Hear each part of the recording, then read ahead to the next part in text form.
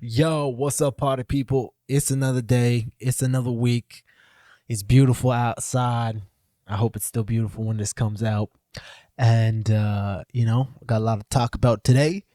Come chill. Come sit down with me. Smoke a joint.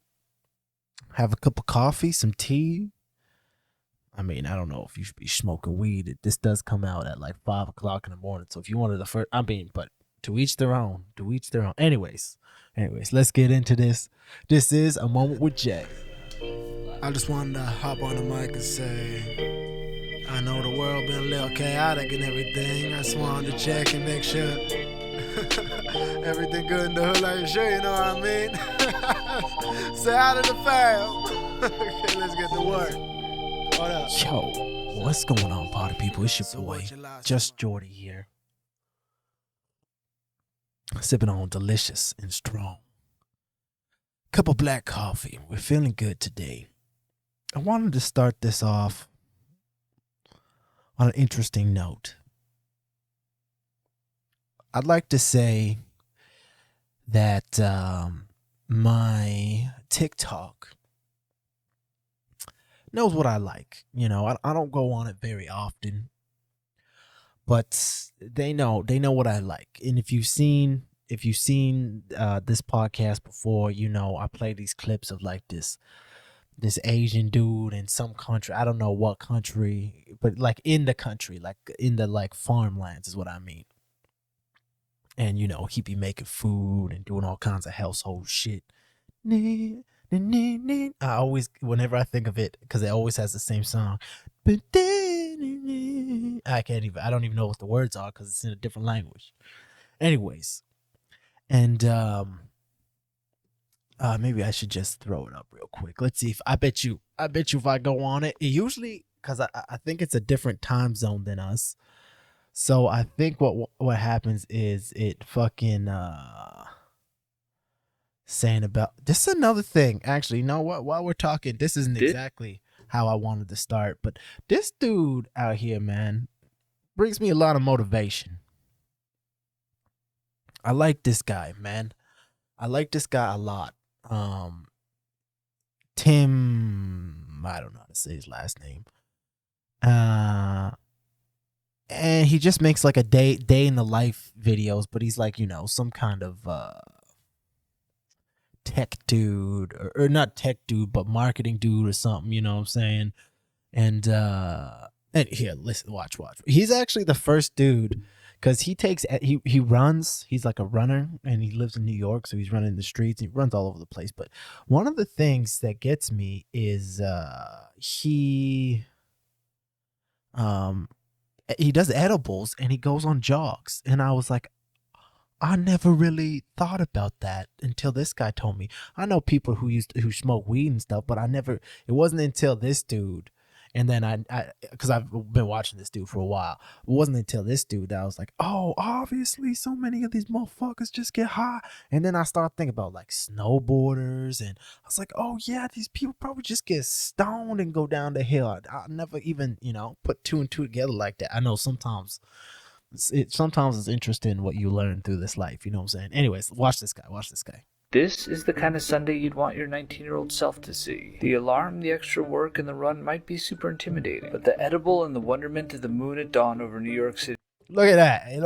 The edible. This man's doing an edible at like fucking 6 o'clock in the morning to get through his run. It's like, and so even, look at that. That's even time back. This is going to be a great podcast episode. I had a feeling this was going to be a great podcast episode, because I had a great idea to begin with.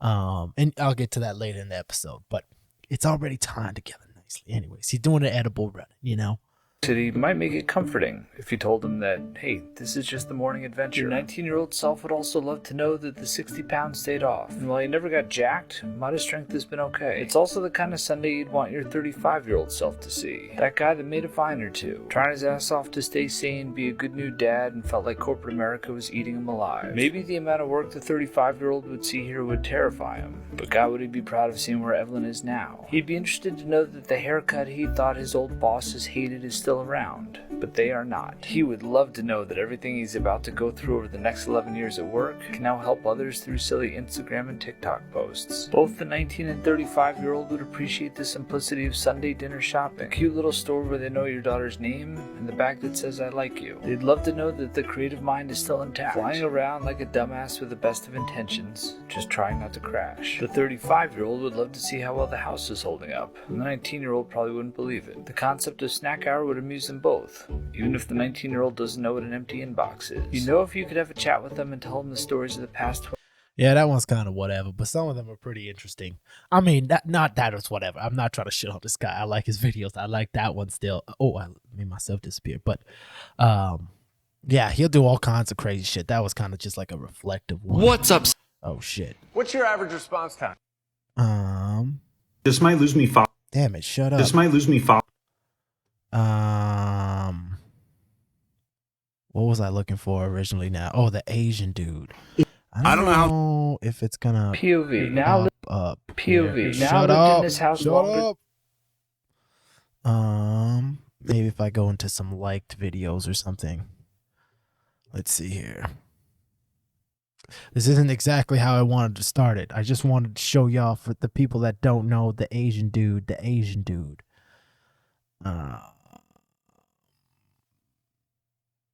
I can't find it. Anyways, I say all of this because I actually find the video another. Oh, I found an Asian dude right there. We won't watch the whole thing, but he does like tasks, you know? There's the music.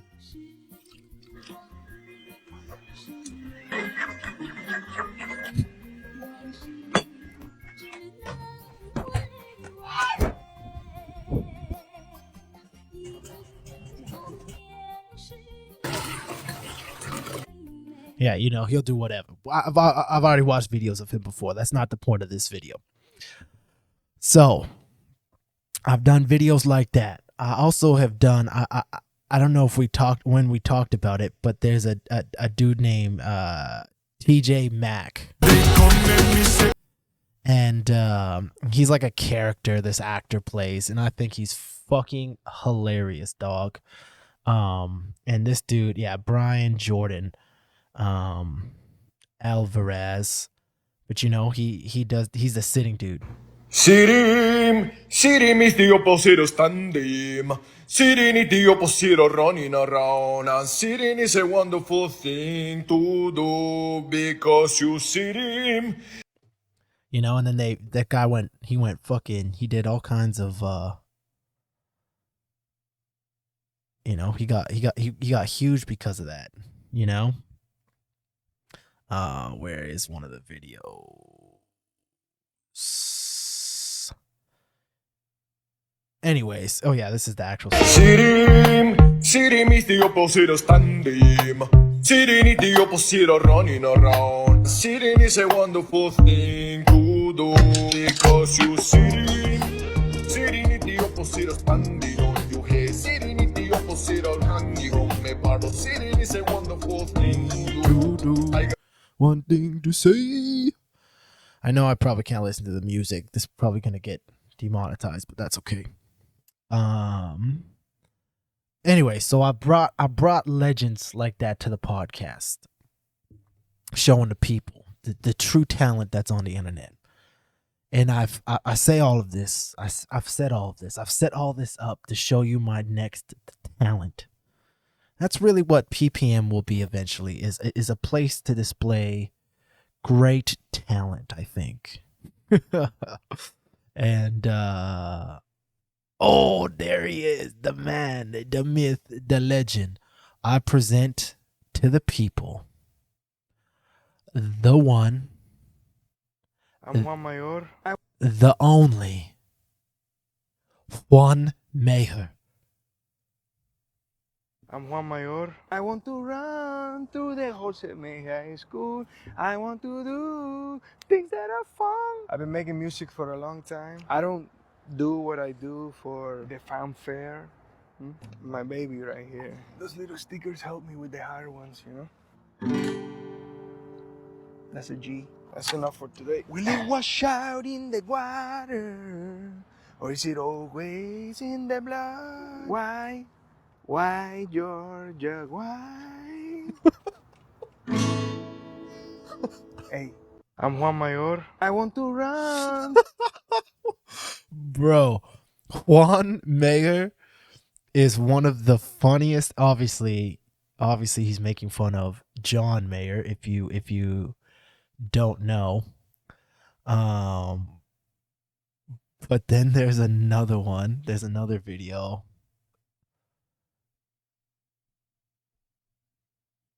I'm Juan Mayor. Este Juan. We're getting ready for the show. Somebody saw the TikTok. And they want me to perform. They want me to come on the show. She did the makeup. Say hi. Say hi to the camera.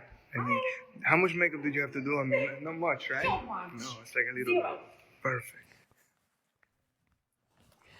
I'm Juan Mayor, and I've been making music a long time, and I'm gonna do an original. We got the afternoon, and the bubblegum with the tongue. And if you want the love, we'll make it. Your body is a wonderland. Stop. You're doing John Mayer. Oh no, I'm Juan Mayor.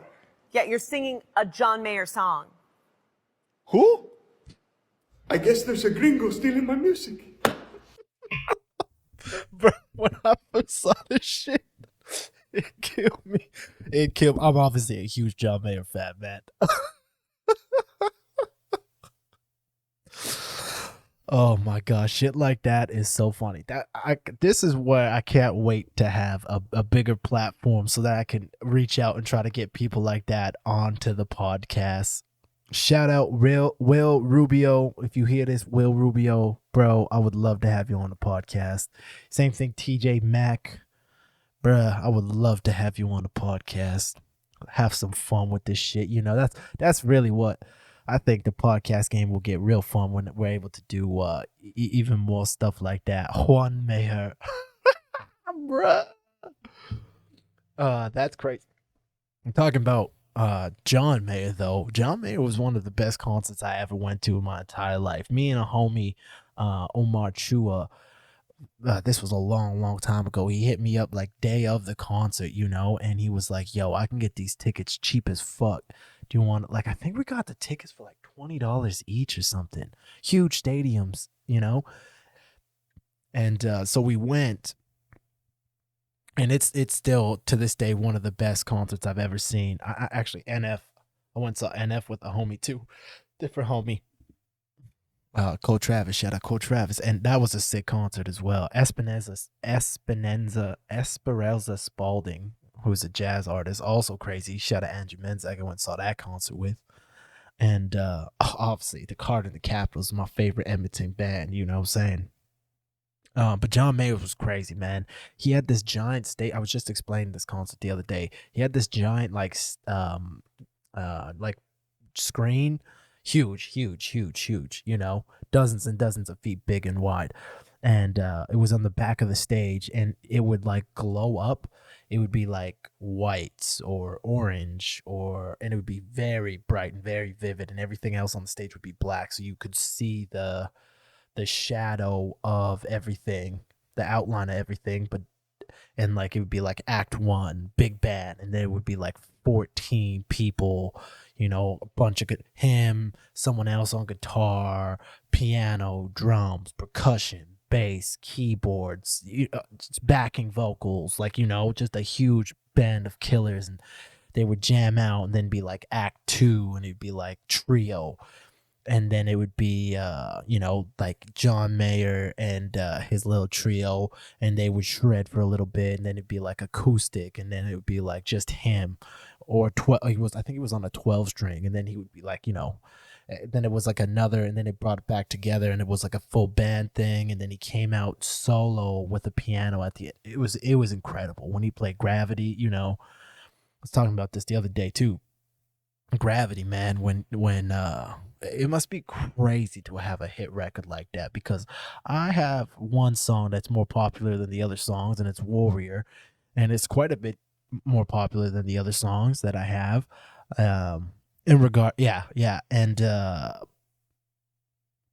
it's crazy to me what that song is, because so many people know it, know the lyrics, and I couldn't imagine if you have a #1 hit, like a iconic song, one of the best songs ever written, like Gravity, you know. And when he played it, it was insane. That was just one of the best concerts I ever been to. I just had to flex that because I was thinking about that the other day. If you ever get a chance to see John Mayer, fucking go see John Mayer. Now, to kind of continue on with this podcast episode, I have to show y'all another thing. Now, I understand that I kind of watch things. One of my favorite types of content to watch online is food content. You know, I like food. I like to cook. I like to make healthy things. I like to watch. There's another dude on YouTube that I watch, something the guest. And essentially he owns like a Michelin star restaurant, and he goes and he tours other Michelin star restaurants, and he kind of does a review, shows you the prices, shows you each meal. It's very interesting, very very interesting. And I actually also love Action Bronson's Fuck That's Delicious show. Alexander the Guest is what Inside the World's #3 best restaurant. Like, he goes to like the greatest restaurants in the world, like, you know, like 50 courses in 6 hours. Like, I paid $12,000 for one night on Orient Express. Is it worth? Like, just wild. These videos are wild. I remember I found this guy right when he very first started making videos, and I was like, holy shit. You can see I watched all these very first ones. Yeah. $2,222 lunch. Obviously this dude is rich as fuck. But very, very fascinating stuff. Very I would love to dine like that for the experience. And you know, that's I often talk about it with Action Bronson's channel. Like, you know, he makes music, he does his fitness thing, he, you know, man, you know, the life Action Bronson lives is something that I idolize. You know, same thing with Ace Hood, but Ace Hood is a little bit more disciplined and like has kids and stuff. Anyways, so I love food content. That's you know, I watch a lot of food stuff like that. But another thing, and I know this is going to be a weird one, I don't like being rude. Sometimes everyone's rude, but I like being nice, and I like being aware. You know how to say it. I just, you know, when I eat at somebody's house that I don't know well or stuff like that, I like to know that I have manners and the proper etiquette. And you know, I also used to run these weekly wine tastings when I was the marketing manager at this liquor store. And you know, there's etiquette involved with that. And I used to do tastings, and there's etiquette involved with that, and all kinds of stuff. You know, I used to bartend, and there's etiquette. You know, anyways, there's always etiquette. One of the things I love to do is watch butlers and them talk about, like, this is how you eat this food. Like, I was watching a dude talk about, and he used to be, you know, and these guys are butlers for royalty around the world, and they'll talk about how you're supposed to eat something like a sandwich, or, you know, this, how you're supposed to use a spoon properly, and all kinds of stuff. And I think it's fairly I don't use all of it, obviously, because I'm not in situations like that, but I like to learn the etiquette. I do. I think it's a civil thing, and I think, you know, I think chivalry is important. That's one thing I'll always be proud of about my dating situation, is I am very etiquette. I am very nice. I am very, you know, anyone I've ever dated, that's always, you know, I get the door, I walk on the outside. You know, I think those are just simple little things that I can do, and that I do, you know. do. just kidding. I hate jokes like that.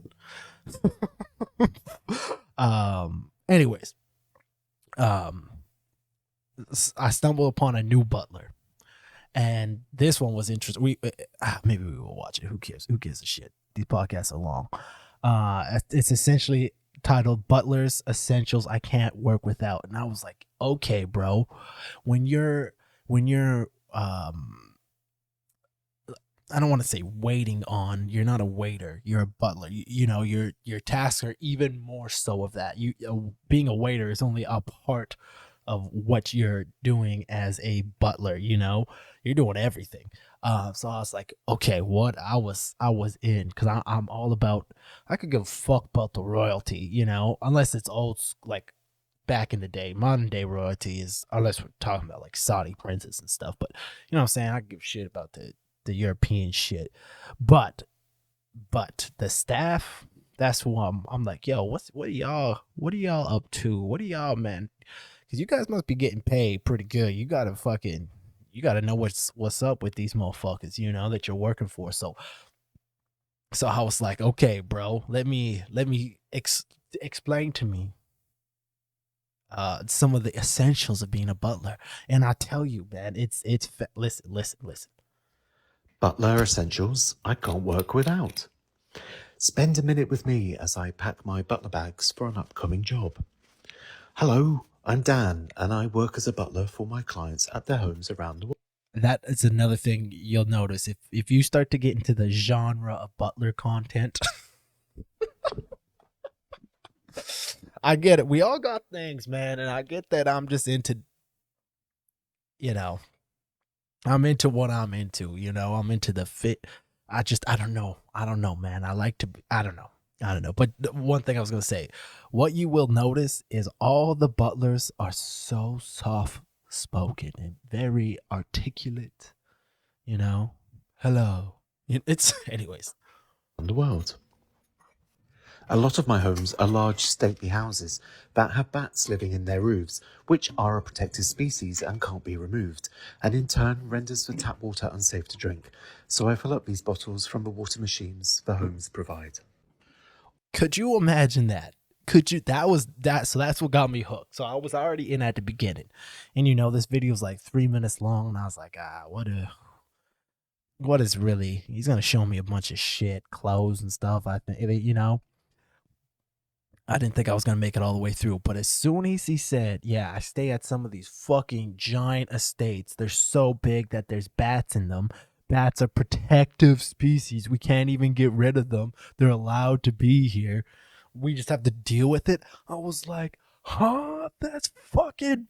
Could you imagine? You got bats. You got a bat problem so bad in your crib that you can't drink the water. And they're like, yeah, fucking adjust, bro. What's up? Don't touch the bats. I'm like, bro, you royalty. You can't get rid of the motherfucking bats in your crib. Wild. Anyways, so you know, now I'm hooked. Now I'm in it. Anyways, let's go. All my bar equipment fits nicely in this vanity case, and it's full of everything you need to make a cocktail. From shakers to stirrers, strainers, whiskers, and fruit peelers. I also carry many bottle openers because for every 5 I buy, I seem to always lose 10. Now, I always carry my silver wine decanter funnel and muslin to decant wine through, plus my ball bearings to clean red wine stained crystal decanters, and I have a video of that on my page if you're interested. I also have endless measures for spirits, which are in milliliters and not ounces, so I can make many drinks in one hit. This is my cigar cutter for post-dinner cigars with cocktails, and these Tide stain remover pens are invaluable. Obligatory scissors, of course. And this 10 has my armbands in, as I hate having soggy shirt cuffs, and I match my cufflinks to my ties, and of course, rubber gloves. So clothes and shoes. So I always have a full sewing kit. This guy's got to have fucking everything. Safety pins, clothes brushes and rollers and steamers.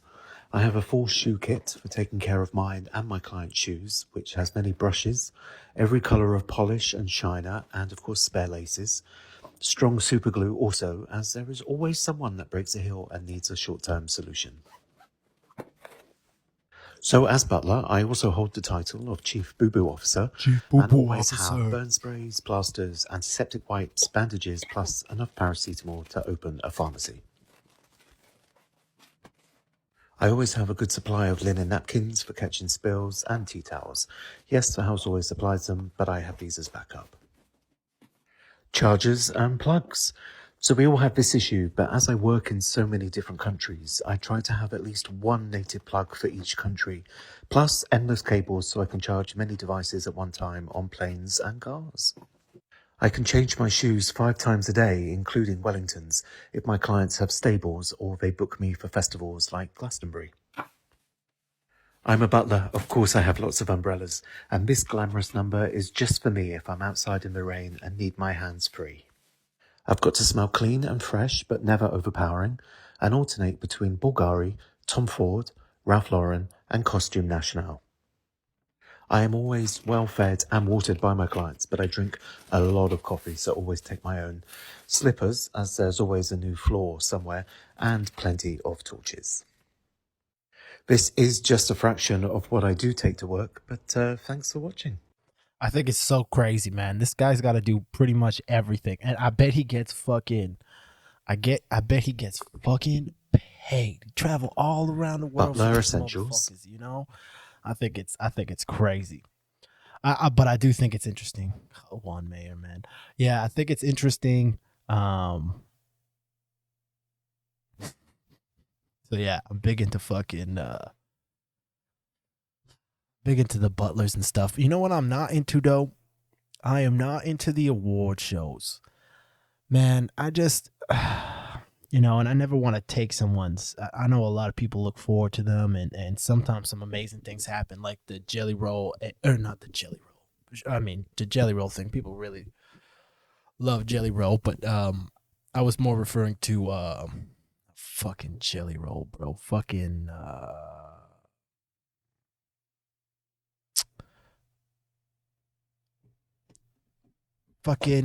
what's his name? Tracy Chapman. Luke Combs? Is it Luke? Yeah, Luke Combs. I always get Luke Combs mixed up with another dude, but I got it right this time. Luke Combs and Tracy Chapman. Like, some crazy shit happens every once in a while at those award shows, but man, and they really can make and break people's careers. Like, once you start collecting those awards, man, it's like your price goes up. Even as, like, things like Junos and stuff. And I understand the value of them from a career standpoint. It's like, it's just like the thing that makes you more legit. But I don't know, man. These gatekeeping things, and I have such a hard time with them now because art is so subjective, and it's like, man, you're gonna kick somebody out because they think this or this movie. I think there's too many stipulations, and they just don't mean anything to me anymore. It's like, I don't care if it won an award. That doesn't even tell me that this is good. Like, this doesn't show that I'm gonna like this. It just doesn't mean anything to me. You got an award, okay? Like, it's just I can't. Accolades just don't do it for me, like, anymore. While, like, with sports, it seems very different. It's like, okay, you want MVP of the league, you're the best player, and and it's like sports and art differ in that way, where art is not supposed to be about who's best and who's right and who's the most famous and that's not what art is supposed to be about. While athleticism is about number one, who's the best, who, genetically, physically, mentally, who is the best athlete, who's doing the most, what team is the greatest. That's why sports is that's the thing about sports. Well, art is not about that. Art is about the emotional connection, and so I just, when it comes to award shows for awards for sports makes 1,000% more sense to me than awards for art. I just have a hard time with and I'm not saying they're not entertaining and stuff. Like, you know, there's cool acts. I think sometimes the host can be hilarious. I know people get shit on them. That now I say all this. Now I say all this. I would love to host and perform. I'd love to perform. I think some of the performances are pretty cool. It's just the awards themselves that I can't get behind. But I always love a good performance. If someone kills a performance at an award show, that's fucking crazy. There's so many great performances at award shows. I love hosting things, not like events at my house or parties. Or I used to host parties back in the day. I remember throwing some sick parties, but mostly what I mean is like hosting events. I used to host a lot of fitness events where, yeah, sometimes I would be running the fitness event, but sometimes it would be like I did CrossFit games one year, and you know, so I was hosting and I was getting participants jacked. I just remember there was one event. What you essentially had to do was you had to get through this, you know, series of 3 or 4 different exercises or whatever have you. Like, I can't even remember, like, you know, burpees and shoulder press or whatever. But every minute on the minute, you had to go and do like 10 Russian twists or something like that. I can't remember exactly. This was many years ago.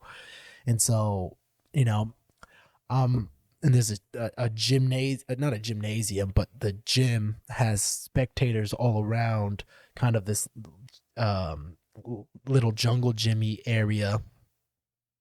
And the participants are kind of like participating. There's different events throughout the whole day. And so there's like, whatever, 6 people participating in this event, and every minute on the minute I'd be like Russian twists, and they would have to drop down and do like 10 Russian twists or something, and then get up and then continue on with the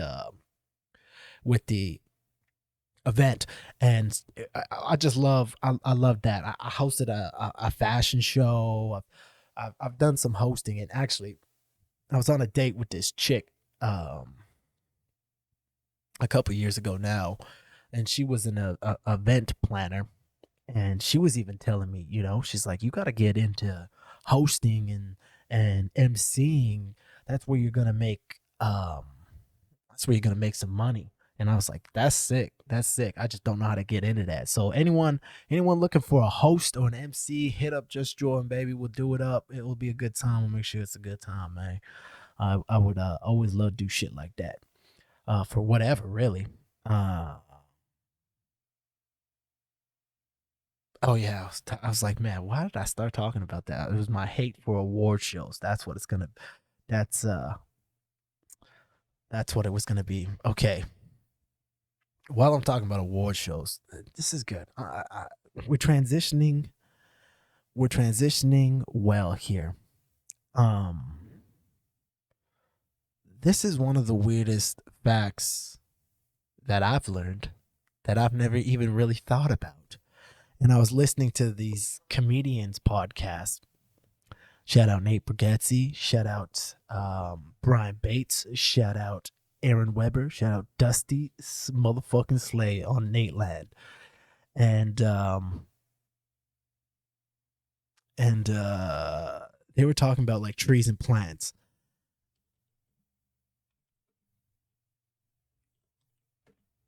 This was a crazy, because they were talking about how many trees. They're talking about how big, how much weight the world weighs, and it's a fuck ton. It's such a big number. I'm not even gonna.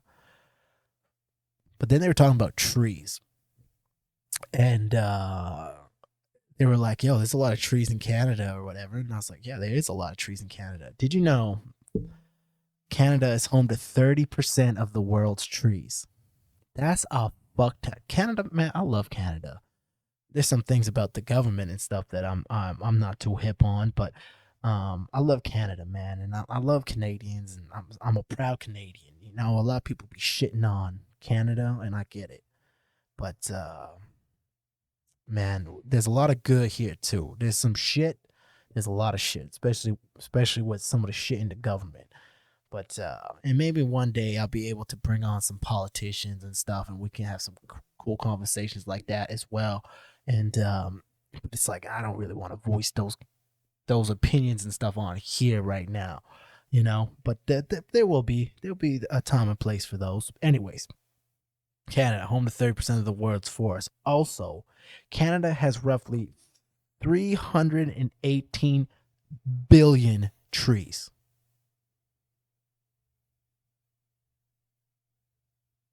318 billion trees. Let that sink in. You can't even. That is so many fucking trees, man. I had to bring it up. As soon as I heard that fact, I was like, I got to bring this up on my own podcast. Because I stopped the podcast. When they said that, I was like, this is. Because, you know, sometimes motherfuckers be talking about, like, the stars. And they're like, yeah, there's fucking a quadrillion Googleplex universes. And every universe has 20 quadrillion Google complexes, whatever the fuck number of stars. And every star has a hopeful little dog in it, and every dog represents whatever, you know what I'm saying? And those numbers are so big. But I was like, because you know there's a lot of stars, and you know there's a lot of like sand. They're like, oh yeah, there's more stars, there's more grains of sand on this beach than all the stars in Uranus or whatever the fuck, you know. And you're like, yeah, whatever, fuck, there's a lot of sand, there's a lot of stars. But I never thought about, holy fuck, there's a lot of trees. And there's a lot of trees in the country that I live. It was just such a weird thing to learn that I never thought of. I don't know why, you know. It was just one of those things that I was like, wait, what the fuck? What the fuck are they even talking? That's how shocking of a motherfucking fact that was. All right, that's another thing we was talking about the other day that I was like, I gotta bring this up on a podcast this week too, is I got a question for y'all. What's your I don't really drink very much anymore because I don't like being hungover. But what is I don't really drink anymore because I don't like being hungover. But what is your hangover food cure? You know, I think Anthony Bourdain, you know, that super famous. Is he a journalist? Is that what you would consider him? Chef, journalist, R.I.P. Chef and author. Okay. That. Chef, author, and documentarian. Okay. Talk about authenticity, but obviously sad how he went. Anyways, his cure for, let's see if I can find the video.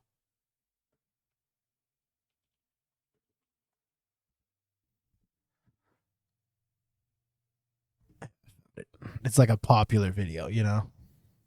Any recommendations for the winners to cure a hangover tomorrow? Like athletes, you know, like what kind of food they should be eating? Aspirin, cold Coca-Cola, smoke a joint, eat some spicy Szechuan food. Works every time. Wild. Fucking wild. What a G. You know, and I remember this as a child. One of my favorite things was, not that my parents went out a lot, but whenever they would go out, you know, go out drinking with their friends or family or whatever the fuck, me and the siblings got hyped because we knew the next day our parents were going to get McDonald's.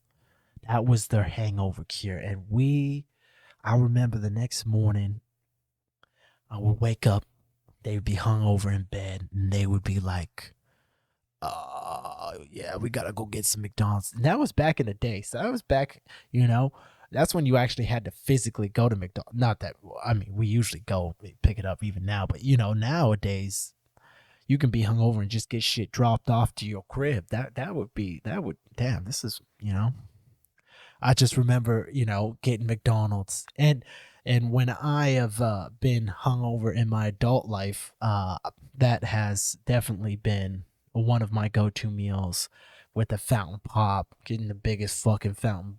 Yeah, you know, fucking supersize this fucking meat. I want large fries, bro. I want an extra burger. Damn, I haven't had McDonald's in a while, especially now that I've been eating like that 1,500 calories, sometimes 1,700 calories. I haven't eaten. I can't even remember the last time I ate out, to be honest with you.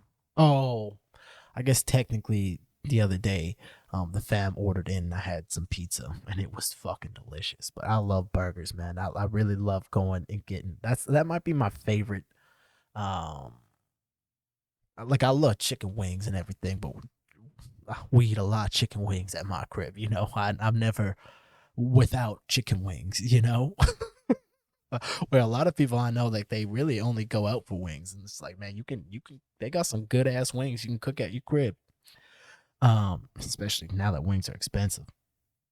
Where the fuck was I going with this? Oh, I love burgers. Yeah. Oh, and shout out Rip. That's the one thing, man. I'm telling everybody about it. I already been telling everybody about it, but if you in Edmonton, man, there's this place. It's Ribeye Butcher Shop, bro. It is one of the. I love the spot. Me and Brandon went into it one day. It's nice having a butcher shop close to the crib too. That's another thing too. It's nice to have a butcher shop.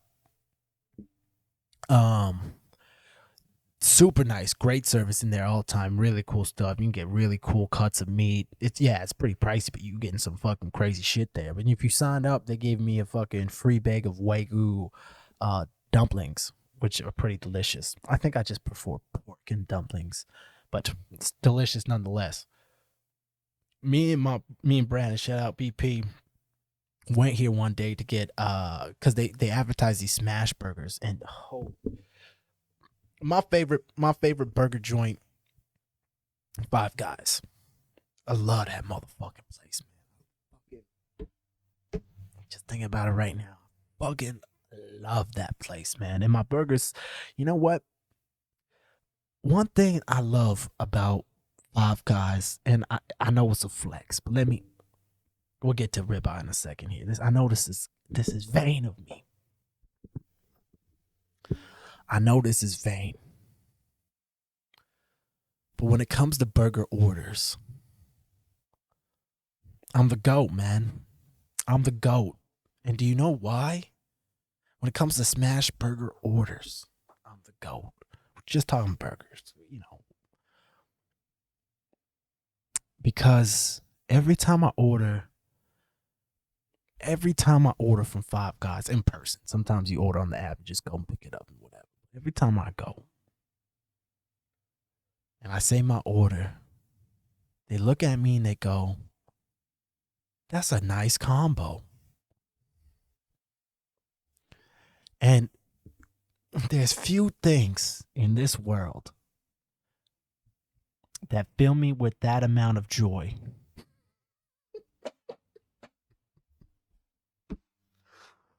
than when the cashier at Five Guys comments on my order and they're like, "That's a good one. I like that." And even when if I'm with somebody and we're ordering together and they're like, "That's what you get?" I'm like, "Yeah, that's what I get." And let me lay it down. Let me pull up the board. Let me pull up the Five Guys. I could do it off memory, but I like to have it. Let's reminisce together here. I'll pull it up. I'm gonna pull it up.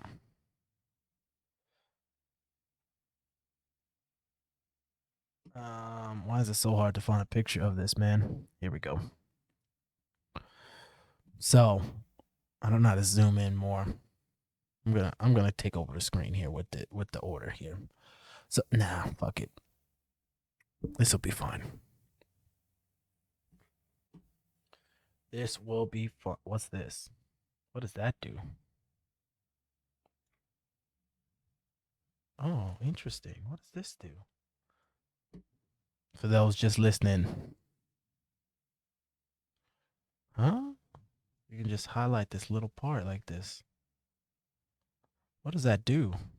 What? And does that then search the image? Is that what this does?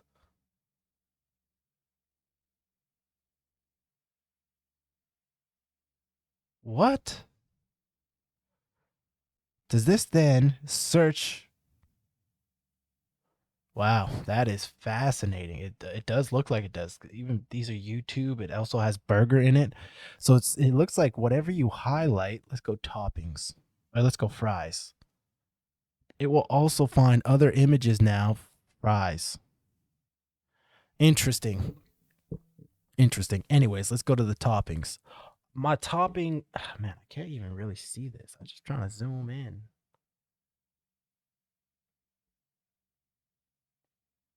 Why is it so hard to get an image of this? Oh, there we go. So when it comes to the toppings, you know, I always get me a bacon cheeseburger. I love that shit, man. That's the shit. And all I get, it's simple. This is my Five Guys. This is an elite Five Guys order. Are you ready? Here we go. Go up. Hey, can I get a bacon cheeseburger? Can I get mayo, lettuce, grilled onions, barbecue sauce? That's it. That's it. And people are like, whoa. That's pretty simple. That's pretty basic. And that's why it's beautiful. That's why it's beautiful. I'm not throwing a bunch of shit on that burger that doesn't need to be there. Sometimes, if anything, I'll switch up, not get the barbecue sauce, get ketchup, mustard. Sometimes, but man, sometimes I love that. The barbecue sauce, mayo.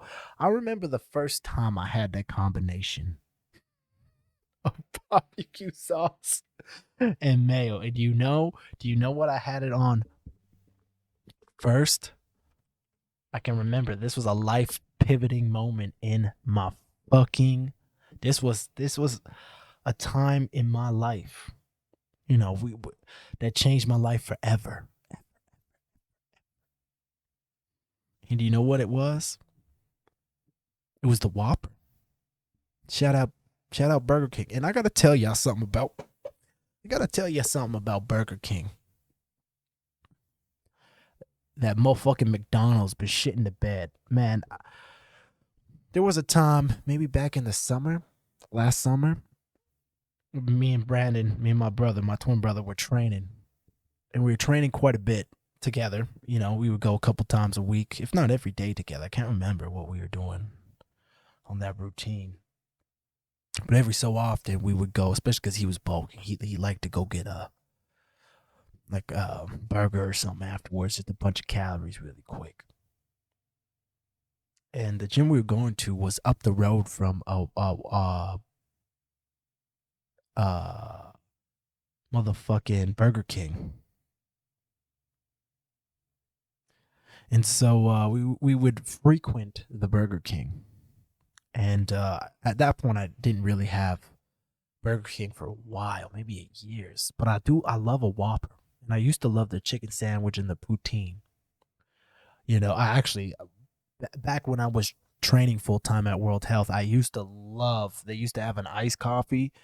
And I mean, packed full of sugar and cream, but it tasted like a little fucking coffee milkshake kind of fucking thing. I loved that thing. I was straight up addicted. In the summertime, I would train and usually go grab one afterwards or something every afternoon because, again, the Burger King was real close to where I worked. anyways, during the summer and stuff, we went to Burger King a couple times. It was really impressed with the pricing, the deals, and the quality of the food. While McDonald's be fucking shitting the bed too frequently, you know. Don't get me wrong, I love me some McChicken, and their McNuggets are way better than Burger King's nuggets. Burger King's nuggets bullshit, but Burger King will give you money to buy. It's like, yo, we'll give you $2 and 20 nuggets, you know. It's like, yo, you're gonna give us $1, we'll give you 100 nuggets, you know. Their nuggets are fucking made out of poison, probably. All the food is not that good anyways. But where was I going with this story? Burger King. The moment that changed my life forever. The combination of, so, you know, there's the Angry Whopper.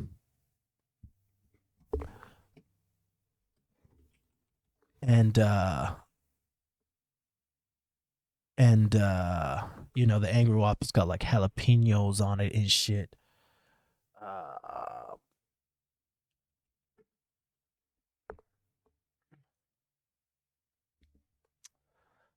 Anyways, so they had this fucking burger come out, and it was the barbecue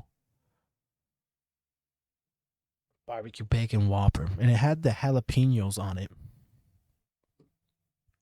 I can't really find, but anyways, it had, the whole point is it had barbecue sauce, and it had motherfucking, that's what it was, the crunchy barbecue Whopper. Oh my god, my mouth is watering right now. It had like crispy onions on it. I love those fucking crispy onions. And mayo and barbecue sauce. And I was like, whoa. That's the thing, man. I love the Whopper. When they added barbecue sauce and mayo on the burger, I was like, this has changed my life. Life has improved. And it did. And so that's kind of the inspiration, and I take that inspiration with me when I create burgers in the future, you know, in my everyday, because it's that amazing. And that's where, you know, my order for 5 guys comes from. I didn't think I was going to be so passionate about burgers on this one, but we got there.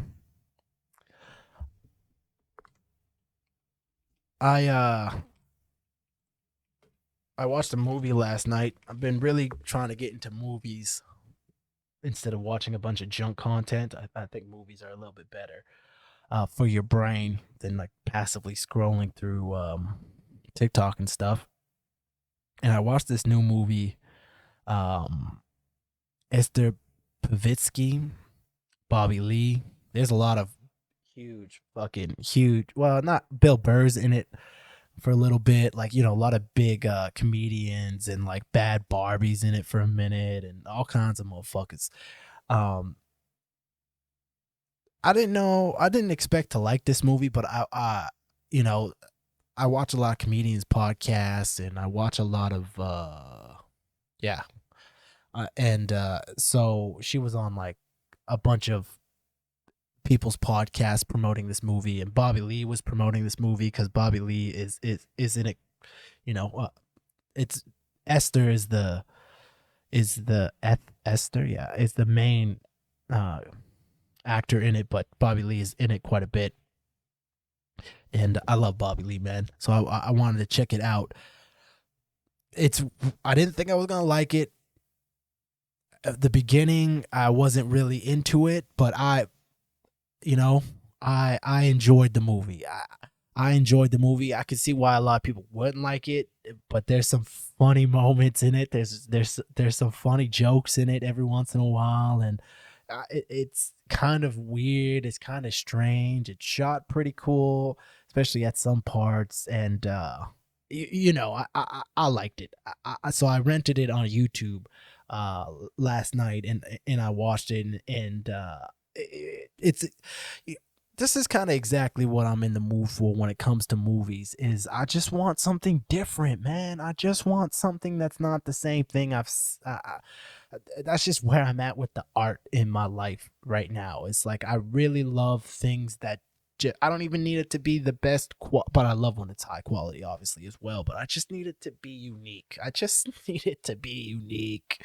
You know, I just need it to be something different. And there's so many. And so this was a cool little thing to watch. You know, I paid $7 to rent it or whatever, and I was like, yeah, I'm glad I watched this movie. And you know, I was eating. That's just another thing too. Wow, I set this up. I'm eating one meal a day. Like I think last night I had 1,500 calories. Pretty low calories. My maintenance is pretty close to 2,500 calories, but I'm going through a pretty big cut right now. I'm feeling pretty all right. Anyways, I was craving crackers and motherfucking cheese, man. So I've been really into brie cheese. I thought I liked camembert more, but brie cheese I think is where it's at. I think brie is kind of my go-to cheese right now. And I gotta look this up too. I also was just told that brie cheese might not exist. Extinct? What? No way.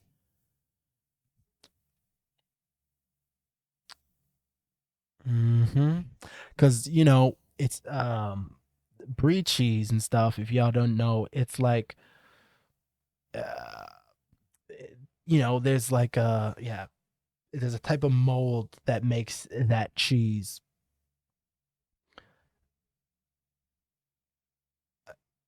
Yeah, it's saying could brie and camembert go extinct? Brie and camembert are very, very similar cheeses. Almost they're both made with that penicillin camembert. Uh, so cheese lovers could breathe a sigh of relief. The short answer is not anytime soon. So it will go extinct. Cannot survive. It keeps going down this path. Okay, we're gonna dive into this. We're gonna subscribe to these fucking. There needs to be a better way to. Legend has it the world has the French Revolution to thank for the camembert. The cheese hints of caramelized butter and earthy mushrooms dates back to 1791. That's when a fleeing priest is said to have shared the recipe with a farm woman from Camembert who'd welcomed him into her home. The cheese has since become a staple in France and abroad. McDonald's, to some French customers' dismay, once rolled out a burger topped with a slice of camembert. It also inspired artist Salvador Dali's famous gooey clocks. We're learning so many things. You must, y'all. I'll pull up a picture of that if y'all don't know who we.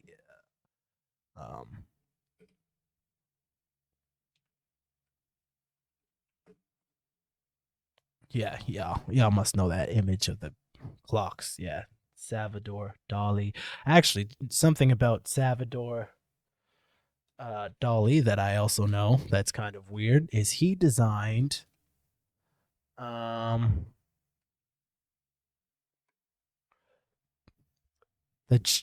Chupa Chubs. He designed the logo, and I'm almost certain, if I remember the story correctly, he designed it. Yeah, this like lollipop, the good ones, the Chupa Chubs.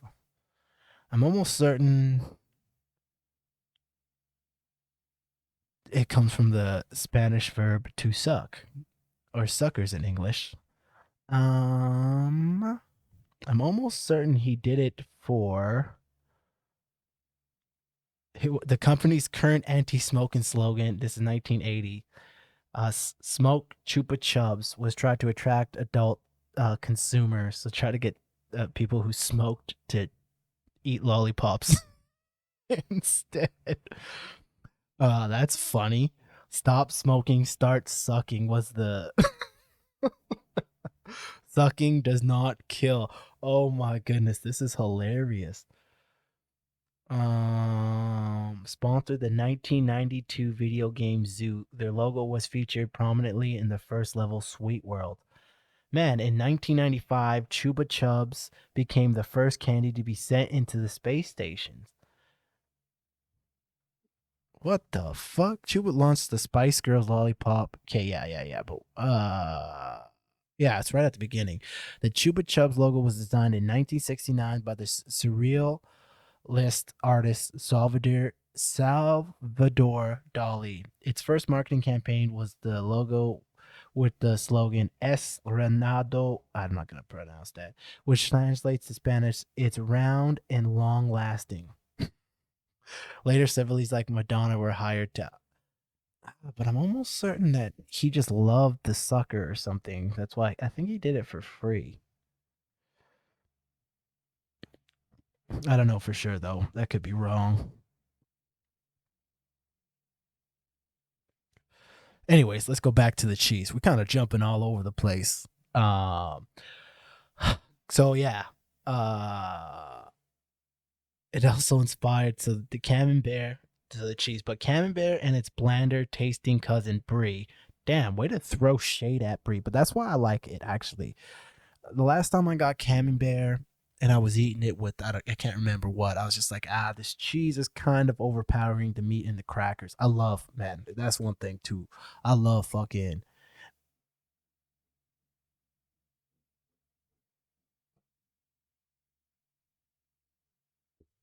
Hold on. All right, sorry about that. Sometimes loud bangs and stuff set me off. I had to go check out and see what it was. Okay, hold up. So anyways, I do like the blander version of the cheese, the brie. Uh so over the brie cheese but camembert and its blander tasting cousin brie cheese, shout out brie, bro, have in recent weeks been the subject of headlines and social media posts declaring the beloved fromages are heading for the grave. The warnings follow a study by the French National Center for. That's so funny. The French motherfuckers study. I am French too, Perizo.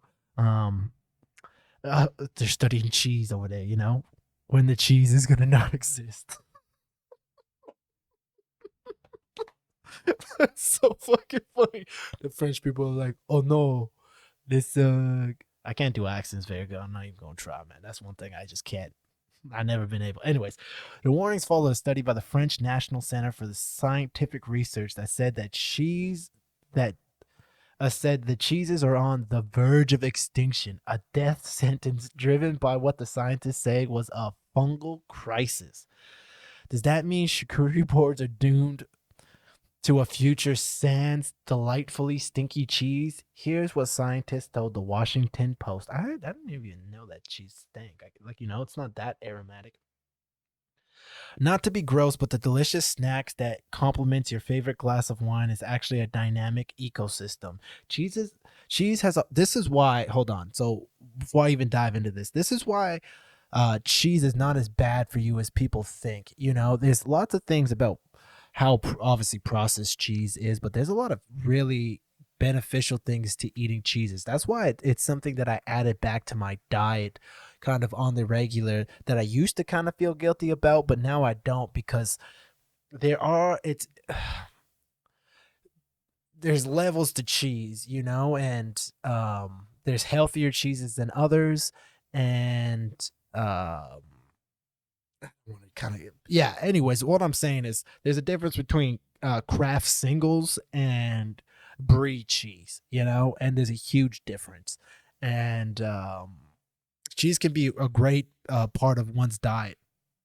Anyways, cheese has a whole community of molds, yeast, as well as bacteria, those aren't bad things, said Benjamin Wolf, associate professor at Tufts University's biology department. They're all hanging out, growing, and working together to decompose the cheese.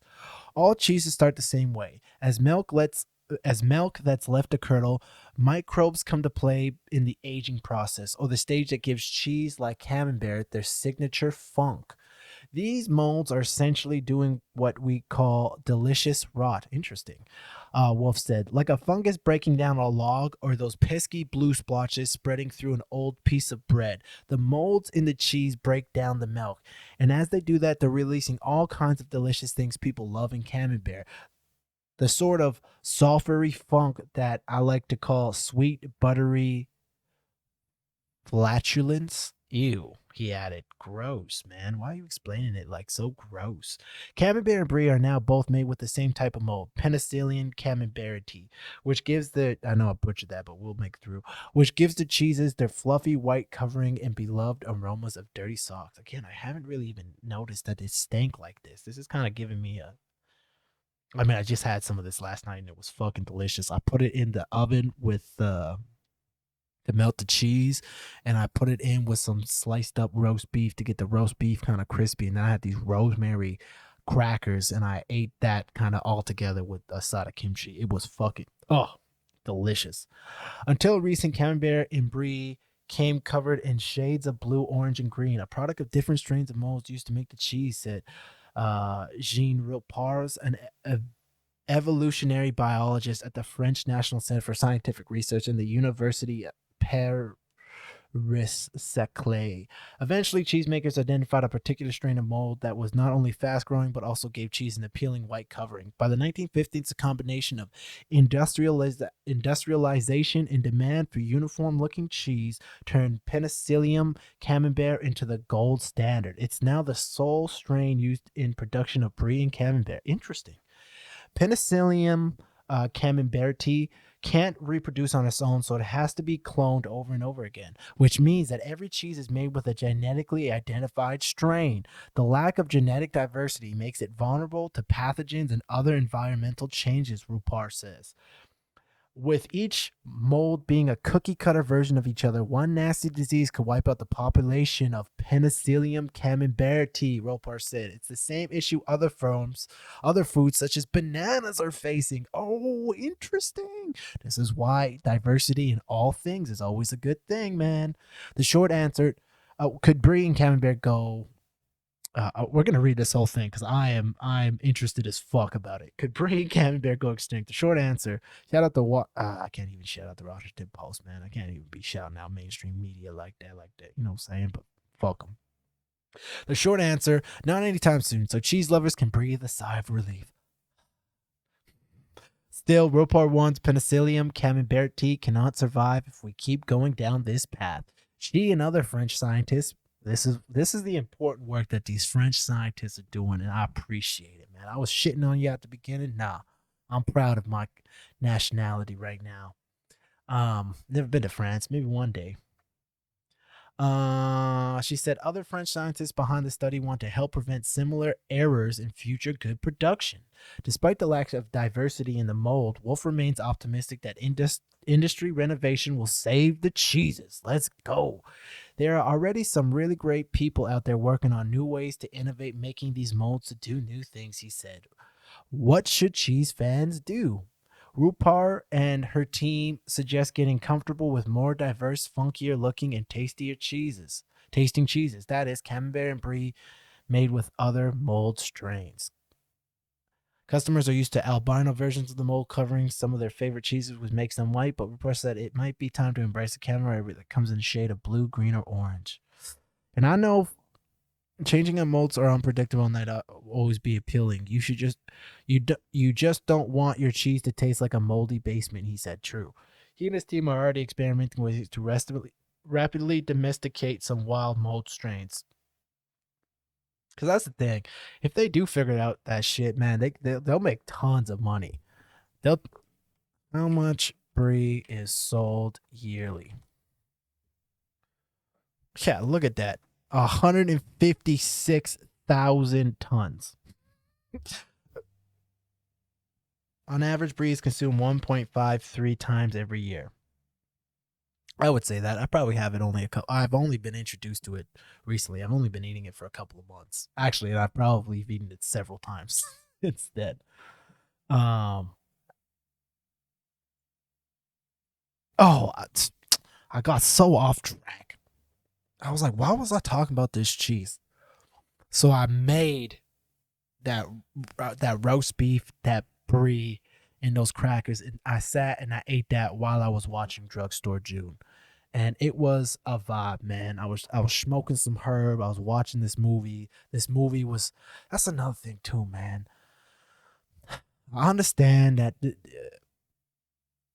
it must be hard to condense a huge movie idea into about 90 minutes, but man, 90 minutes, I think, is just the fucking sweet spot for a movie. Same thing with an album, man. Like, I think anywhere between like if there's a 40-minute album, man, I'm hype. 45-minute album, I'm hype. Olympus, I think, is only 45 minutes. That's so beautiful to me, man. A 45. If you got a crazy album, maybe just over an hour. You know,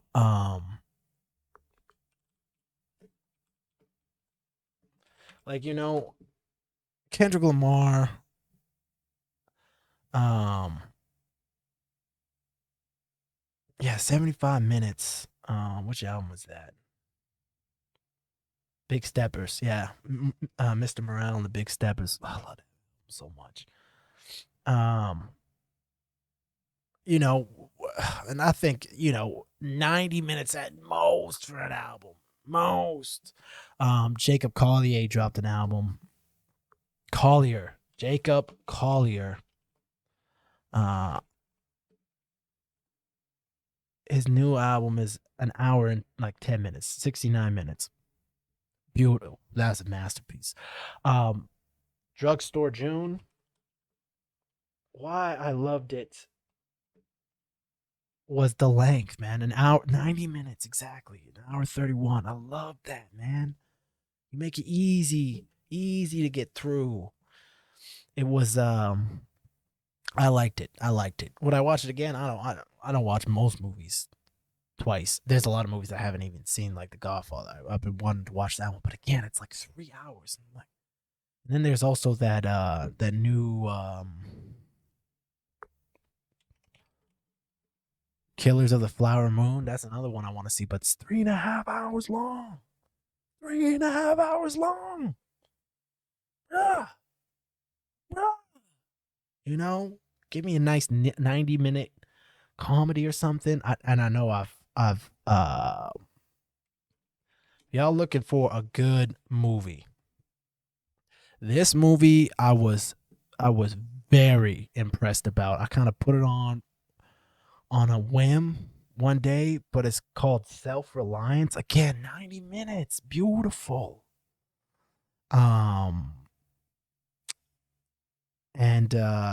So this one's about Tommy receives an invitation to win $1 million by playing a game where he must outwit hunters attempting to kill him.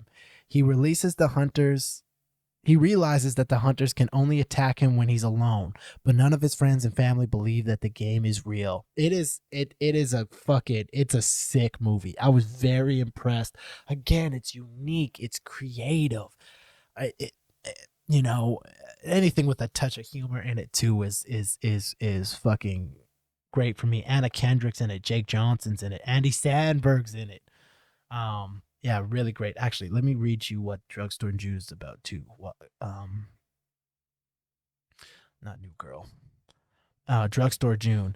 June is a wannabe influencer who's juggling multiple problems. Her parents want her to move out. Her ex-boyfriend accuses her of stalking him, and 2 detectives think that she may be involved in a robbery of a local pharmacy. I liked it. You know, I'm glad I watched it. And I just like, I'm a huge fan of those. And so that's kind of, if y'all got suggestions for movies that are like 90 minutes long, you know, got comedy based, kind of unique, hit me up. That's no horror. Your boy hates horror, man. I hate that shit. I had a whole, you know, I think we're going to end the podcast kind of right here because I have a whole other part that I wanted to talk about, but I think I'm going to talk about that on the next week's podcast. You got to come back. I have something I wanted to bring today, but I'm gonna do it next time. And it's weird. I think it's weird. But yeah, you'll have to tune in next time for it. Thank y'all for watching. This has been fun. You know, I feel blessed that I get to make this podcast. I'm blessed that I have the resources. Shout out BP for letting me use the computer and everything. Shout out to all y'all for watching the podcast every week. I really appreciate it. It's growing. It's doing good. The YouTube channel's growing. Shout out to y'all. I really appreciate it. Don't forget to buy pre-order the album Olympus coming out this year. Olympus 2 coming out this year. We're putting final touches on that project too. Lots of fun stuff. Lots of music videos coming through. It's all that fun shit. Anyways, more love, more success. I appreciate y'all being here. I hope you have a beautiful day. You're a beautiful soul. Let's go. More love, more success. This has been A Moment with Jay. Man, we talked about cheese for a while.